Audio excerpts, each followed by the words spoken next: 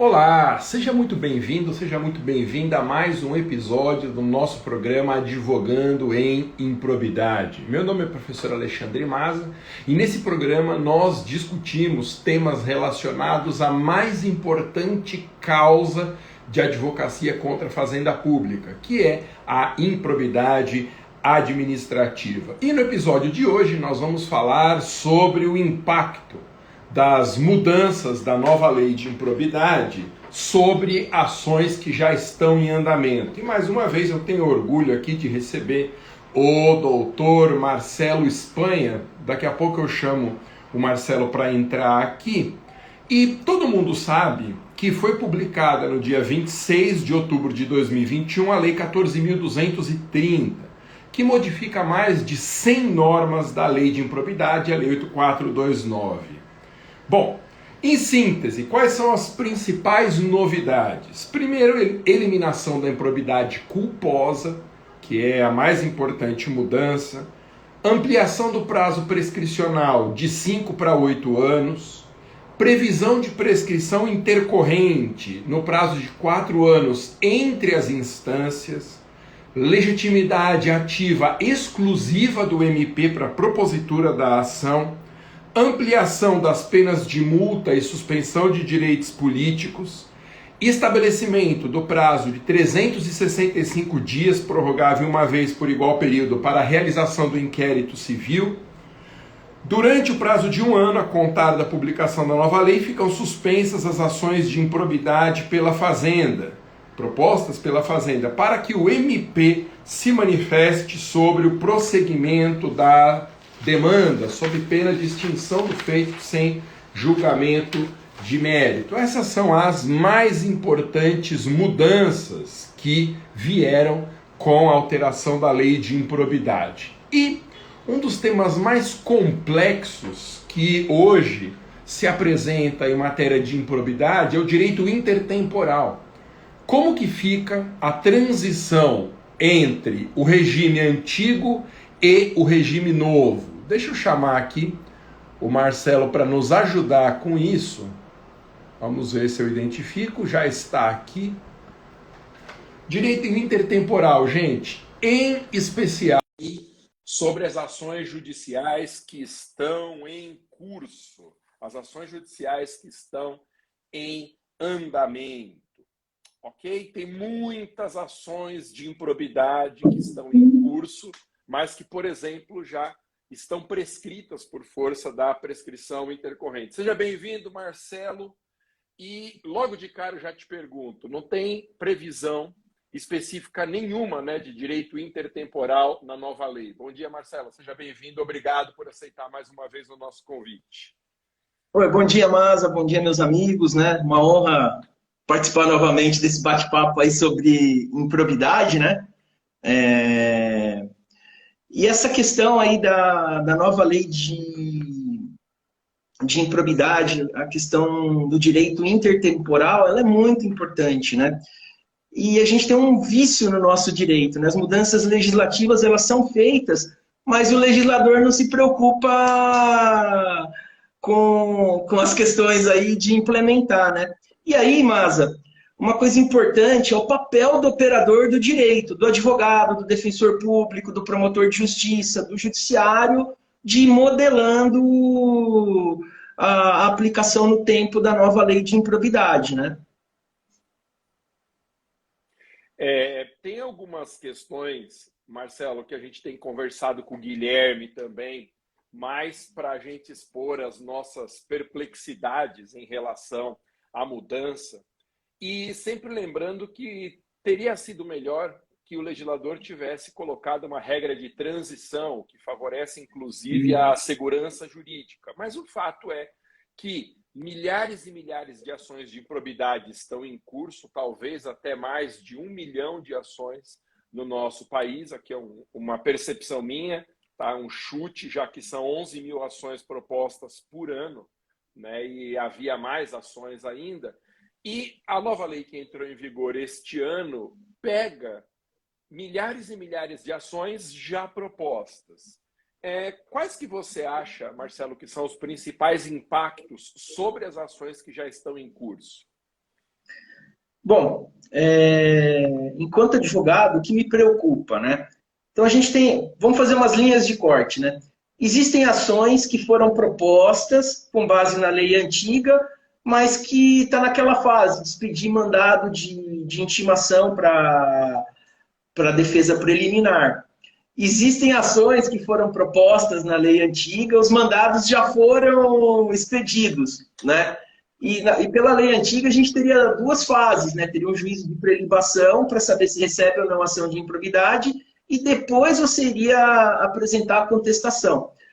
Por exemplo, enquanto advogado de defesa em ação de improbidade, a defesa preliminar, a gente não coloca todas as cartas na mesa. A gente só vai trabalhar a questão da justa causa. Não é uma contestação, né? Então, por exemplo, eu já vi despachos que o juiz determina, olha, entrou em vigor uma nova lei, você quer que transforme a resposta preliminar em contestação? Para o advogado de defesa, eu acho que não, tem que pedir para reabrir prazo e apresentar efetivamente uma contestação, né? Existem ações que já elas estão tramitando e estão na fase de instrução, né? E hoje você obrigatoriamente tem que ouvir o réu, você tem que produzir todas as provas especificadas pelo réu. Então, isso com certeza vai ter um impacto, né? É muito comum, por exemplo, na advocacia, você pedir várias provas e o judiciário entender, não, isso não é pertinente, é o juiz o destinatário da prova. A nova lei de improbidade, ela muda isso, né? É um direito do acusado produzir todas as provas, não é? Então, obrigatoriamente tem que tomar o depoimento pessoal, e aí a audiência é importantíssima, não é para extrair a verdade, para extrair o dolo, não? E por aí vai. A gente tem as ações em que a instrução já terminou e está em fase de memoriais. E aí, eu reabro a instrução para produzir provas que eventualmente foram denegadas pelo juízo quando encerrou a instrução. Eu tenho ações que já estão em nível dos tribunais, né? Enfim. Então, tudo isso são incógnitas, são perguntas que a lei não responde. Agora, enquanto advogado de pessoas que são acusadas de improbidade, para garantir o contraditório, a efetiva defesa, dizendo, olha, a lei mudou, eu quero a lei mudou, eu quero é uma cautela que o advogado vai ter que ter para isso. E o Ministério Público também, por sua vez, tem que tomar cuidado. Por quê? Porque, não obstante a Constituição estabelecer que o ônus da prova é da acusação, o regime antigo era mais conveniente para o Ministério Público, né? Por exemplo, muitas vezes se utilizava do dano ao erário em ré ipsa, não precisava produzir prova, né? Então, o promotor também, o Ministério Público, tem que ficar atento a essas mudanças, né? A forma de duelar no processo de improbidade foi alterado com a nova legislação, né? É interessante, ô Marcelo, que eu tenho conversado com muitos colegas que advogam em improbidade e é cada vez mais frequente o relato de decisões judiciais pedindo a manifestação das partes sobre a respeito da aplicação da nova lei, o que significa que o judiciário está perplexo também com a mudança e não sabendo direito o que fazer com esse abacaxi, porque nós temos basicamente três casos. Nós temos os casos de ações de improbidade que transitaram em julgado já foram executadas antes da entrada da nova lei. Me parece aí que, a não ser em casos muito excepcionais, é difícil você reverter a decisão. Do outro lado, nós temos casos de demandas que vão ser propostas após a entrada em vigor da nova lei. Aí também não se discute a incidência pura da Lei 8429. Mas esse miolo das ações que estão em andamento, o legislador teria que ter disciplinado de forma mais expressa. E quando a gente defende a retroatividade, tem que lembrar que a retroatividade é sempre da lei que for mais benéfica. Ou seja, por analogia ao direito penal, por analogia ao direito tributário, eu tenho defendido uma abolício infraciones para as condutas ímprobas que deixaram de ser tipificadas com a entrada em vigor da nova lei. E o que você acha, Marcelo, que vai ser o principal impacto dessa lei? Não existe um direito adquirido a procedimento. Então, a ação que está em curso seguramente terá que mudar o rito para a nova lei. O que você acha que é o mais importante impacto dessa mudança sobre as ações em andamento? Bom, vamos começar pela parte mais fácil, assim.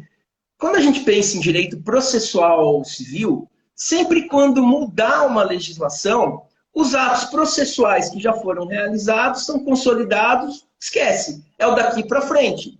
É uma experiência que a gente pode usar do novo Código de Processo Civil de 2015.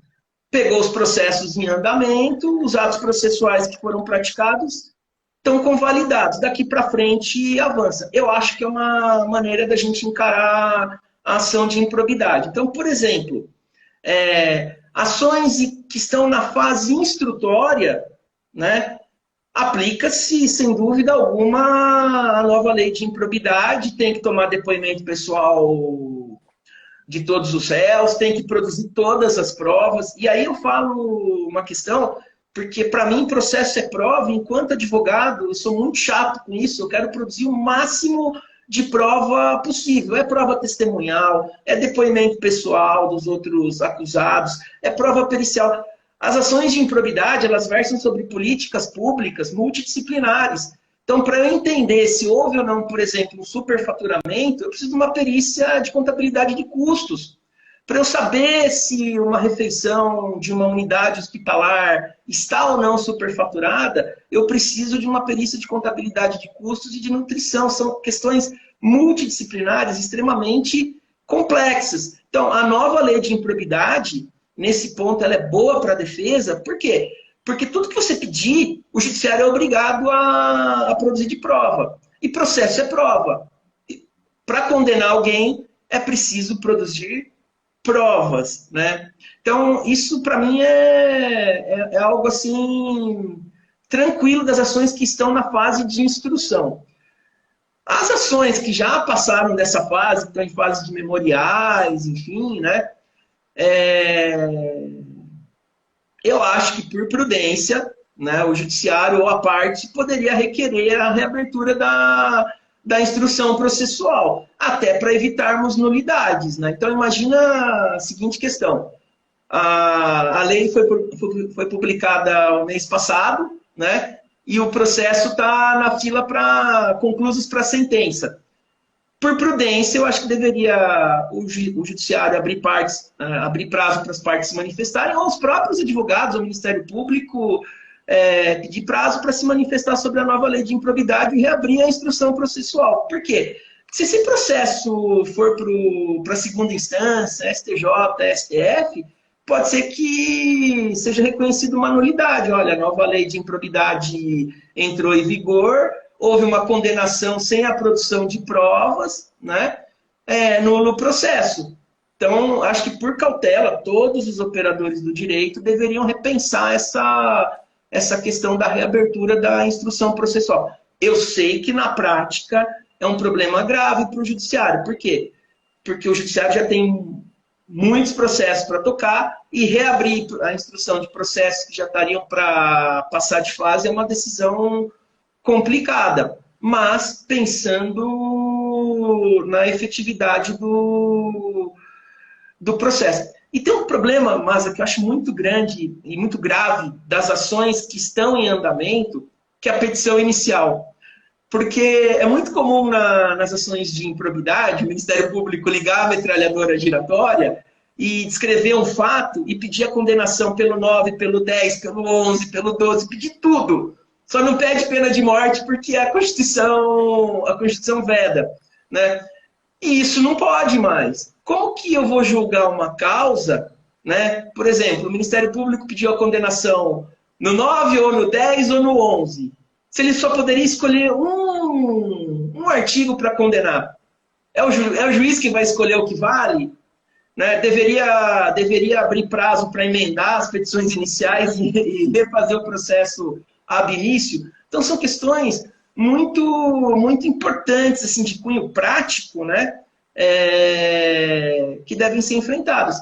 Por exemplo, nas ações que foram expedidos os mandados de intimação para defesa prévia, eu acho que por cautela deveria ser recolhidos os mandados, né? Intimado o Ministério Público para emendar as petições iniciais, né?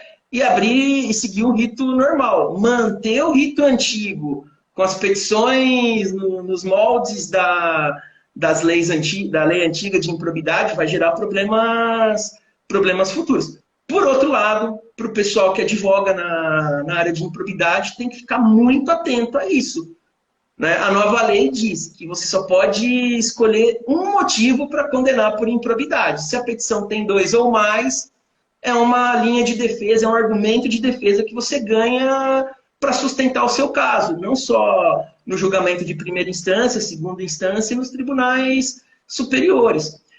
Para a advocacia, essas questões de direito intertemporal, de novidade da lei de improbidade, são importantíssimas. Por quê? Porque cada uma das 100 modificações que você elencou aí nos seus estudos, né, são 100 teses de defesa que surgiram há menos de um mês.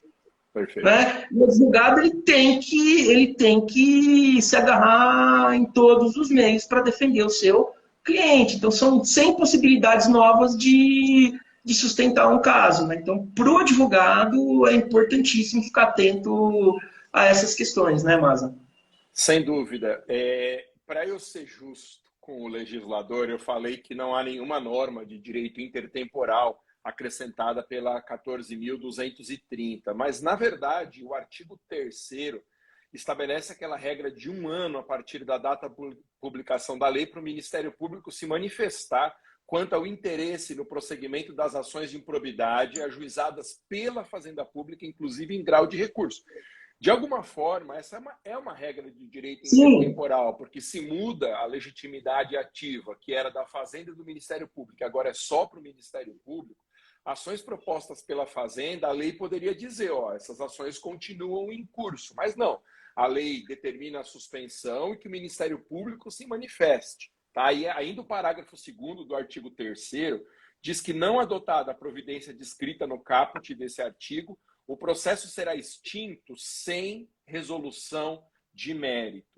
Há um outro ponto, Marcelo, que é talvez um dos pontos mais difíceis, que diz respeito à prescrição intercorrente. Como que fica se não havia previsão na lei anterior? O artigo 23, parágrafo 8º da 14.230, estabelece um prazo de 4 anos de prescrição intercorrente entre as instâncias, primeiro para o 2º grau, segundo para o 3º, etc. A pergunta que eu te faço, e sem querer te colocar já numa fogueira, essa regra vale para as ações que estão em andamento? Porque se valerem, nós temos milhares de ações prescritas no Brasil. Você entende que essa regra da prescrição intercorrente ela está valendo para as ações em andamento? Eu defendo essa ideia, sim. Entre uma instância e outra, se não houve o julgamento, está prescrito. É uma tese nova e é preciso tomar muito cuidado. Nessa esteira do que você falou, nas ações propostas pelo ente federativo, por exemplo, o Ministério Público tem 1 ano para saber se vai assumir ou não a ação, né? E a gente sabe que a estrutura, mesmo do Ministério Público, por melhor que seja, são milhares de processos no país, né? Então, o Ministério Público tem que olhar todas essas ações propostas pelo ente federativo, dentro de 1 ano tem que se manifestar, né? E mais, eventualmente tem que fazer uma adequação da petição, se não houve citação, porque, de novo, eu só posso acusar por um artigo da lei de improbidade, eu não posso ter acusações múltiplas, né? Eu não posso fundamentar em vários artigos as condenações de improbidade, né? Então, o prazo para o Ministério Público corrigir essas ações aí que estão bem no comecinho ainda, ele é exíguo. E, por exemplo, se a ação foi proposta, não houve citação, o Ministério Público assumiu a ação e manteve a petição anterior nos moldes da lei antiga, me parece que aí não tem dúvida do prazo prescricional começar a correr e da inadequação da petição inicial, né? Porque ele teve a oportunidade de emendar essa petição inicial, porque as partes não foram citadas, né? Ele teve a oportunidade de se manifestar dentro do prazo de 1 ano para fazer o processo andar, né? Nesse caso, eu acho que não vai ter dúvida sobre a incidência desse prazo de 4 anos, né? Em relação aos processos em andamento, eu tenho sempre a seguinte máxima na mente, né? Tarde veniente vos ossa, né? Os romanos já diriam, né? Quem chega tarde fica com os ossos, né?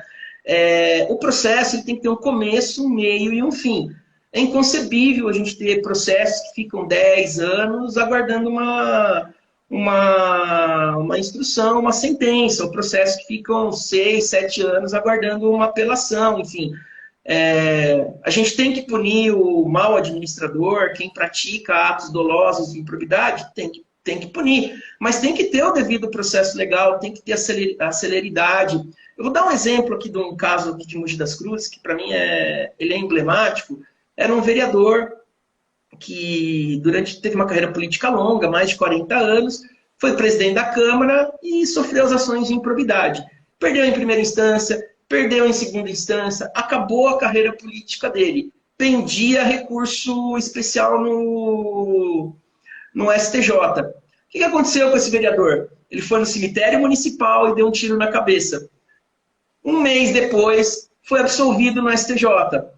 Então, a gente tem que tomar cuidado com as ações de improbidade, porque tem que punir? Tem que punir, mas tem que fazer prova, porque as ações são muito cáusticas. Você condenar alguém por improbidade, por exemplo, a devolver um contrato milionário que a prefeitura fez por algum vício, né? Você mata economicamente essa pessoa. Se você deixar ela sem direitos políticos durante 5 anos, eu estou sendo bem modesto, você mata a carreira política de uma pessoa. Então tem que ter uma prova certeira. Qual era o problema na legislação anterior? Estava se condenando por responsabilidade objetiva, estava se aplicando dano ao erário em ré ipsa, e com o intuito de combater a corrupção, a gente estava desrespeitando direitos individuais, o devido processo legal. Então, essa nova lei ela tem um lado bom, porque ela faz um temperamento nisso. Mas eu acho que enquanto operadores do direito, né, a gente tem que chegar numa sintonia fina para traçar um processo de improbidade que efetivamente puna o mau administrador, aquele que por ato doloso mesmo saqueou o erário, mas a gente tem que ter garantias processuais, porque são sanções pesadíssimas. Você imagina você ficar com um processo durante 10, 15, 20 anos. O cara chega em casa, a mulher pergunta, pô, e aí, foi absolvido? Não, olha, tem um bloqueio de bens hoje, né? Ó, perdi em primeira instância. Aí chega a decisão em Brasília, tá absolvido. E aí? Quem paga esse prejuízo? Né? Então, isso para mim é um dos pontos importantes para a gente pensar na nova lei de improbidade, né? Por isso que eu acho que a produção de prova, obrigar a deferir as provas que a defesa faz, né? A obrigar que a ação seja bem fundamentada, né? Isso é importante para a gente garantir o contraditório e ações que efetivamente tenham um lastro mínimo. Não, eu acho que cometeu improbidade, bloqueia os bens, daqui a 15 anos a gente vê qual vai ser o resultado, né? E, de novo, as ações de improbidade, elas são muito cáusticas, né? Então, quando você vai, a gente atua no direito eleitoral, quando você pega um candidato que não tem processo nenhum, a campanha é uma. Quando você pega um candidato que tem processos, né? Esse é ficha suja, tem condenação de improbidade em primeira instância.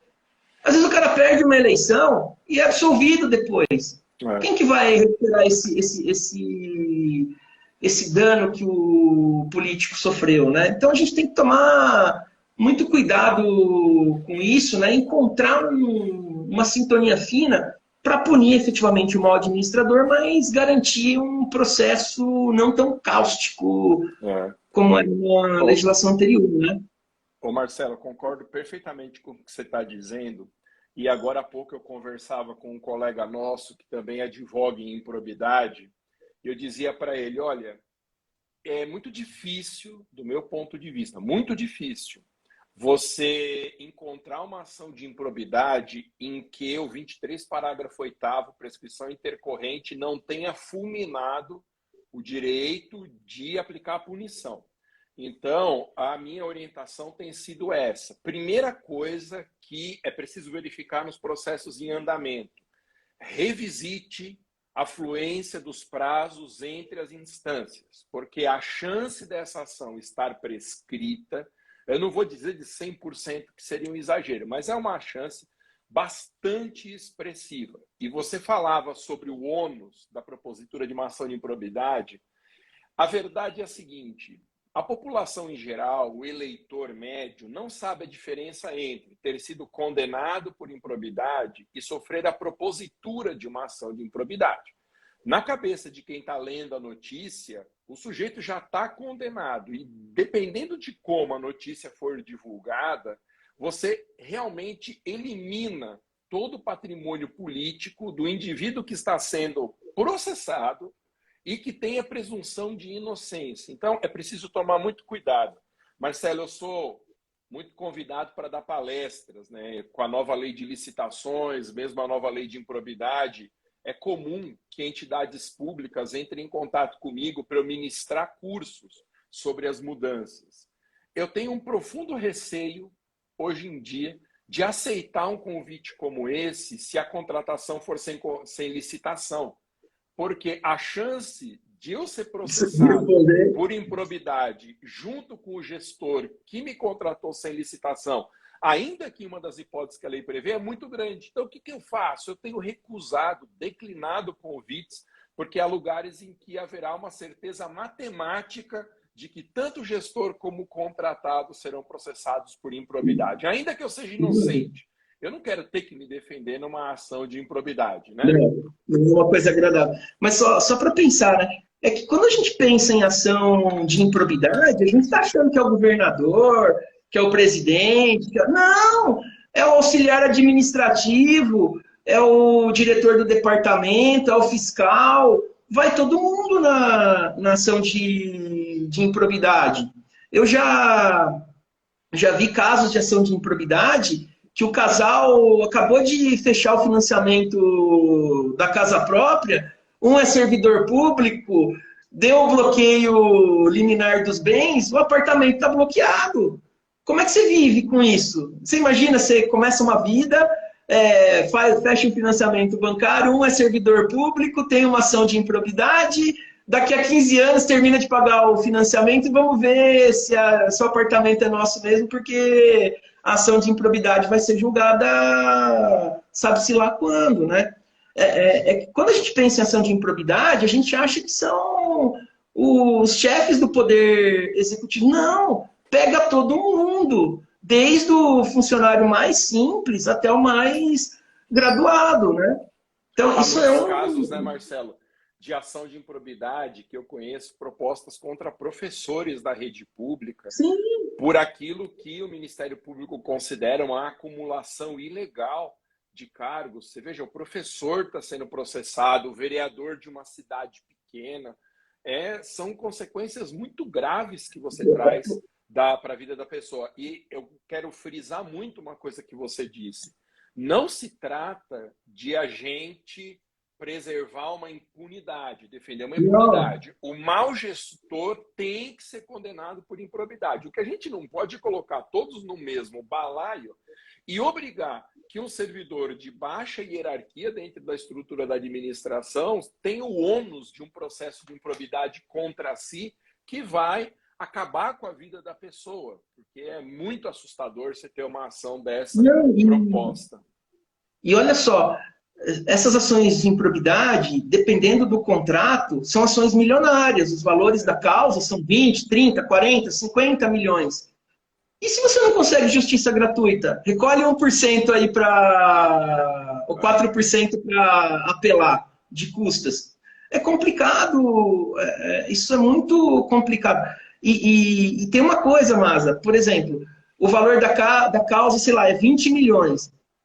É decretado liminarmente no início da ação um bloqueio de 20 milhões e lá na frente você apura. Não, o prejuízo não foi de 20 milhões, foi de 10 mil reais. Você passou 15 anos com seu patrimônio todo bloqueado à toa. Você mata economicamente não só o réu, mas todo o entorno dele, a família. Então tem que tomar muito cuidado com esse tipo de remédio. É lógico, se você tem um administrador público que meteu a mão no dinheiro público, que está se desfazendo de bens, pô, é justo e é certo ter o bloqueio.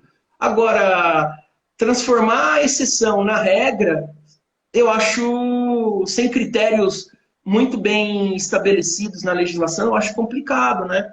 Então, tudo que a gente está discutindo dessa nova lei de ação de improbidade, as questões da prescrição, elas são interessantes porque o processo não pode durar para sempre. A acusação não pode... A defesa não tem que cumprir os prazos processuais? Tem que cumprir. A acusação, o judiciário, também tem que julgar em tempo razoável o processo de improbidade. Então, esses marcos temporais, eu acho que foi um avanço na nova lei. E principalmente, para os advogados, é uma matéria fundamental alegar isso nos processos que estão em andamento e nos novos. Isso até de estratégia processual. Esse ponto que você destacou, ele é muito importante. São matérias de defesa e, sem exagero, nós podemos falar que foram acrescentadas centenas de novas linhas de defesa, de novas teses, mas isso tem que ser alegado. Não adianta esperar que o juiz vá reconhecer de ofício essas linhas de defesa, porque é esperar demais do judiciário, que também tem dúvidas, eu afirmo isso com convicção, também tem dúvidas sobre a aplicação da nova lei. Ô Marcelo, eu não quero ocupar muito seu tempo, eu sei que você é muito procurado na sua banca, tem horários restritos, e agora há pouco suscitaram para mim uma questão a respeito de ação rescisória. Se já transitou em julgado, mas sobrevém a nova lei, as punições já estão sendo executadas, sobrevém a nova lei. Você imagina algum caminho possível? Você sente que há viabilidade em alguma hipótese de uma ação rescisória fundamentada na mudança da legislação? O que você imagina sobre a ação rescisória nesses casos? Então, a ação rescisória, Masa, a gente vai brigar contra o trânsito em julgado. Isso. Por si só já é uma luta difícil até inglória, né? Precisa ver se a gente vai conseguir, dentro dos requisitos da ação rescisória, encaixar a nova lei de improbidade. Também tem a questão, por exemplo, eu tenho que fazer um depósito da condenação, não vou lembrar se é 5%, enfim, para poder abrir a via rescisória, né? Agora, um caminho que eu pensei sobre essa questão no cumprimento de sentença, e talvez fosse um caminho mais célere e mais barato para a parte, é manejar exceções de pré-executividade.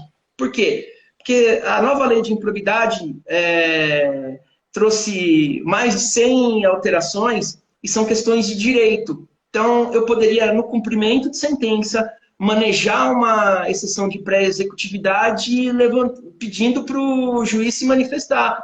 Se aplica ou não no cumprimento de sentença, se vai retroagir num caso que já transitou em julgado.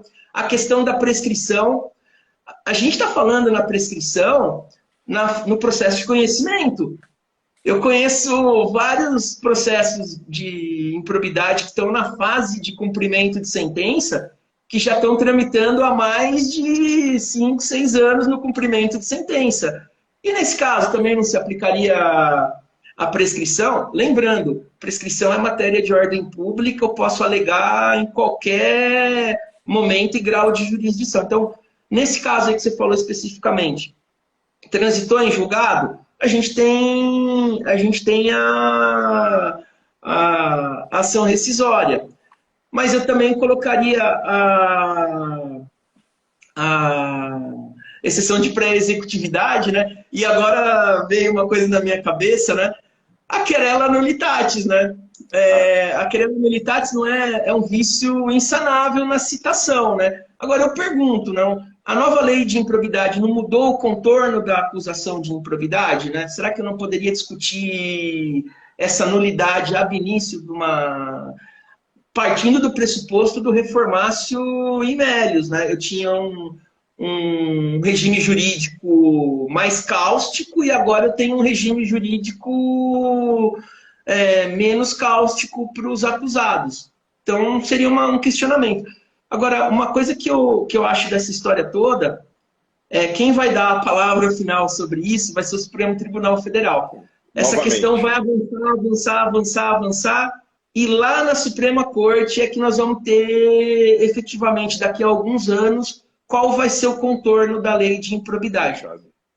Porém, o papel de cada um de nós, enquanto operadores do direito, enquanto advogados, promotores, juízes, é esgotar ao máximo as discussões e é aplicar nos nossos trabalhos, né, todo esse conhecimento. Então, os advogados vão trabalhar para levantar essas teses de defesa e vão ajudar a construir a jurisprudência. Os promotores também vão trabalhar para interpretar a lei de improbidade, vão ajudar nessa tarefa de construir essa nova jurisprudência e entendimento sobre essa lei. O tema é muito legal, né, mas eu passaria horas aí conversando fácil. Pois é, a gente já deu o nosso horário aqui, eu não quero te segurar por mais tempo. Eu encerro passando a palavra para você para alguma consideração final, lançando aqui uma pergunta que o Ulisses Veiga fez. Professor, o processo por improbidade que consegue uma decisão de improcedência, é cabível uma indenização de danos morais em face do Estado ou da União? Então, passo para suas considerações finais, Marcelo, novamente te agradecendo e deixando essa pergunta aqui: em quais situações, com quais requisitos seria possível cogitar uma ação de danos morais havendo improcedência da demanda? Então, essa questão é muito importante aí que o Ulisses levantou, né? E a nova lei de improbidade, ela prevê uma condenação em sucumbência por ações temerárias, né? Eu acho que esse ponto também é muito importante. Por quê? Uma coisa é eu investigar um determinado caso, colher elementos informativos, e aquilo tem dúvida, pode ser que seja improbidade, e eu vou levar essa questão para o judiciário. Outra coisa é eu simplesmente ajuizar a ação sem maiores preocupações, né, pedir bloqueio de bens, e depois se mostrar que aquilo, desde o início, não tinha lastro nenhum. Eu acho que nesses casos, o Estado é responsável.